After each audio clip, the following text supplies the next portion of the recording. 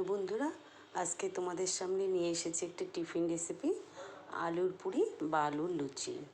তো আলুর লুচি তৈরি করতে কী কী লাগে দেখে নাও। এখানে আমি 4টে বড় সাইজের আলু ছুলে ভালো করে ধুয়ে ছোট ছোট করে টুকরো করে নিয়েছি। এবার মিক্সিং জারে দিয়ে দিলাম একটি পেঁয়াজ কুচি, একটি রসুন ছুলে কোয়াগুলো দিয়ে দিলাম, আর 2টো কাঁচা লঙ্কা, আর দিয়ে দেবো এতে কিছুটা ধনে পাতা, আর দিয়ে দেবো হচ্ছে 1 চামচ গোটা জিরে, আর 1 চামচ হচ্ছে তিল। সব কিছু দিয়ে আমি আর একটু আদা দিয়ে দেবো, দিয়ে সব কিছু দিয়ে মিক্সিতে ভালো করে পেস্ট তৈরি করে নেব। এবার পেস্টটাকে ঢেলে নেব, ঢেলে নিয়ে তারপরে এর মধ্যে আমি পরিমাণ মতন ময়দা দিয়ে দিব। এখানে আমার যতটুকু বাটা হয়েছে তাতে 1 বাটি ময়দা দিয়েছি, আর একটু লঙ্কার গুঁড়ো দিয়ে দিলাম। এবার পরিমাণ মতো নুন, একটু মিষ্টি, সাদা তেল, আর একটু হলুদ দিয়ে দিলাম। সব কিছু ভালো করে দিয়ে এবার আস্তে আস্তে করে মেখে একটি ডো তৈরি করে নেব।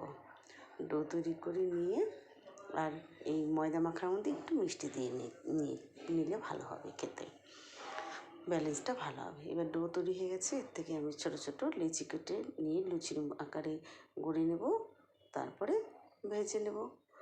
তো এই আলুর পুরি বা লুচিটি খেতে অত্যন্ত সুস্বাদু হয়। এটা শুধু শুধুও খাওয়া যায়, আর সঙ্গে যদি অন্য মাংস ঘুগনি থাকে তো কথাই নেই। বন্ধুরা, তোমরা এমন করে ঘরে তৈরি করে খাও এবং আমাকে কমেন্ট করে জানাতে ভুলবে না যে কেমন হয়েছিল।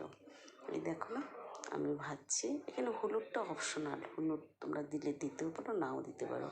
আলু দিলে ময়দা মাখাটা একটু কালচে কালার হয় জন্য হলুদটা দিলে বেশ ভালো লাগে দেখতে। এই সুন্দর ফুলকো ফুলকো লুচি হয়েছে। আর এই লুচিটা কিন্তু অত পাতলা করে বেলা যাবে না, একটু মোটা করে বেলতে হবে। তো বন্ধুরা, আমার সঙ্গে থাকো আরও নতুন নতুন রেসিপি দেখার জন্য, আর কমেন্ট করবে, ভালো লাগলে শেয়ার করতেও ভুলবে না। ভালো থেকো, আবার দেখা হবে পরবর্তী রেসিপিতে।